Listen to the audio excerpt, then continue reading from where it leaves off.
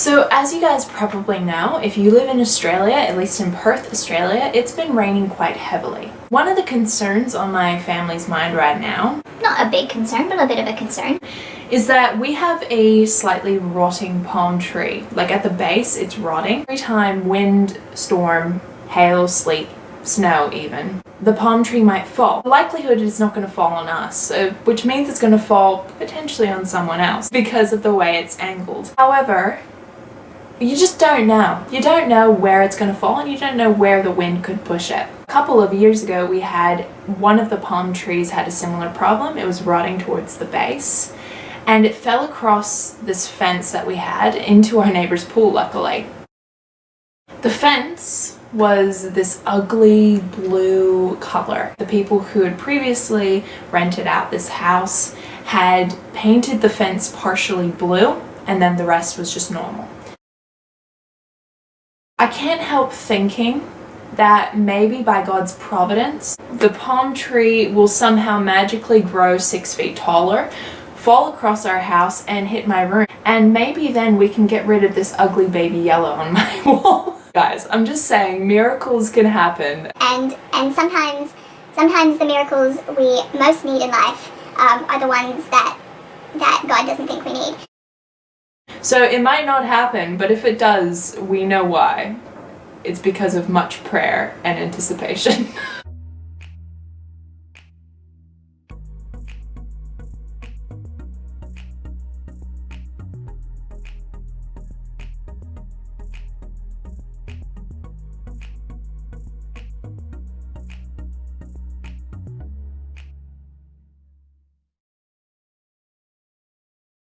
In Proverbs 5, we learnt some of Solomon's wisdom concerning adultery. And in chapter 6, we see a little bit more of this wisdom reappearing in verses 20 to 35. And whilst he does this multiple times, he really does wish to emphasize the greatness of wisdom and the wickedness of folly.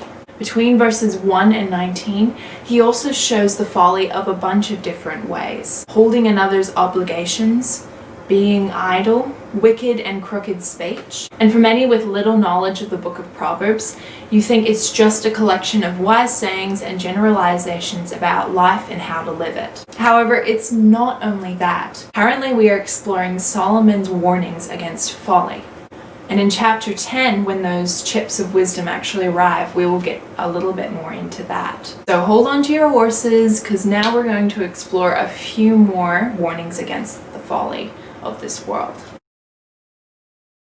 So the first appears in verses 1 to 5, and it's a warning against obligation. In some ways, I would rather entitle this Solution for Obligation. However, it is both a warning and a solution. This section addresses the issue of taking another's debts upon yourself. Proverbs says that to have these obligations is to become snared in the words of your mouth. And in the end, it can result in poverty. The warning is against becoming indebted, but it does offer a solution. Go hasten and plead urgently with your neighbor. It says to do so even if it means no sleep or slumber. To do such would actually save yourself. To me, this situation seems oddly specific, but it does go without saying. To be indebted to someone is inevitably dangerous. It may not be a sin, but it is certainly foolish. It may even be a question of the heart. Why are you doing something that might make you in debt to another person? Are you taking up their obligations for their approval of you or for God's approval of you? Or are you going into debt because you are greedy?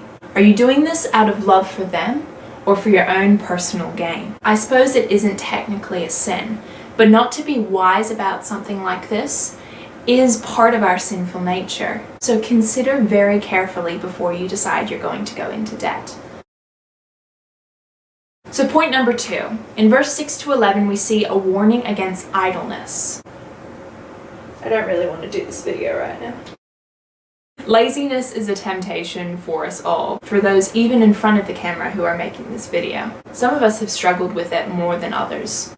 So I ask the question, do you struggle with laziness? In verse 6, it asks us to consider the ant.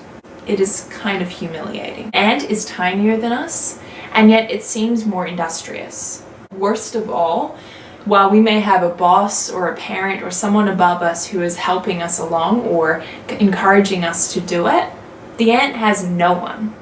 They have no boss and they still do their work. That's messed up. Mankind was created for work and work was created for man. God didn't just create us purposeless. It is in our nature to work, and it is a part of our sinful nature to not do what we're meant to do. The proverb in verse 9 asks, why do we do that? And it warns us that our sluggishness will eventually just lead to poverty. Now, there are people who work very, very hard and are still quite poor. And there are people who work very little and are quite rich. So we come to one of our first generalizations in Proverbs, that sluggishness leads to poverty. But I think there's another aspect we must see, especially as we consider it as a generalization. We must also ask the question, are we honoring God in what we're doing? See, if we see this as a foolish way, and the fact that God hates this foolishness, we might be motivated in a different way. Not towards wealth and prosperity, but towards God-honoring lives that totally boast of God and glorify Him. As I said, God created us for a purpose. It is to glorify His name and to enjoy Him forever. So in the back of our minds as we study Proverbs, let's not have personal gain as our motivating factor, but God's glory. So in verse 12 to 19, we see our point number 3. Warning against a deceiving heart. Verse 12 to 14, we are given a warning against the foolish man who uses all kind of deception in any form of speech.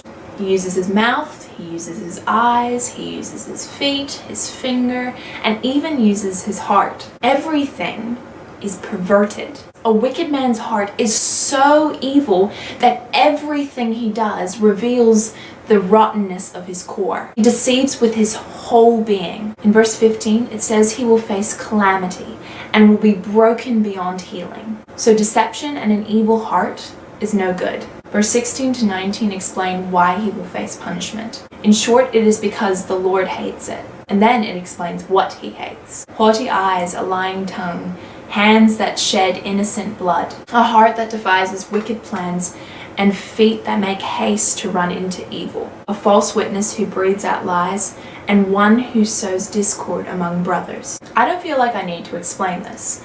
God hates sin, and He is right to hate sin. It is against His very nature. The wise man is best not to stray into such foolishness. If he loves God, he will not seek to walk like the wicked man, and instead he will try to honor God.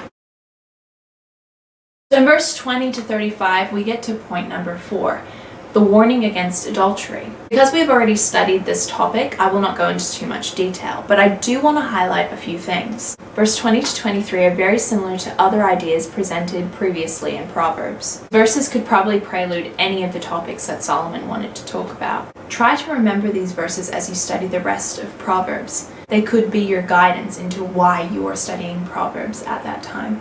There will be punishment for adultery. It says in verse 29, none who touches his neighbor's wife will be unpunished. In verse 32, it says one who does it destroys himself. It even points out that to do so could provoke a neighbor to jealousy, and in the end, it could be towards your torment. Verse 26 also explains the high cost of adultery. Lust is adultery as well. Verse 5 states this, and in Matthew 5, verse 28, Jesus says it as well. I did say this in our last video, but I want to make it very, very well understood. It is very easy to say, well, I haven't physically had sex with them. But remember, our problem isn't always with what we physically do, but what is done in our hearts. In fact, our sinful hearts are the real problem. We desire to do these things, and that is wrong. So adultery is folly as well, and is warned about just as much as any other sin.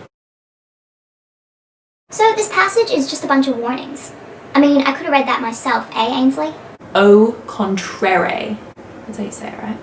Okay, maybe you could have read this by yourself, but it's not just a bunch of meaningless warning. And if that's your thought, it's a little bit problematic. These warnings are not just here so that you can see the folly, but also remember the wisdom. They are not just warnings, they are guides. They are there so you might escape the darkness and see the light. Remember verse 20 to 23. Wisdom is the light. It is the way of life. God has established the perfect wise order of how this world should be run.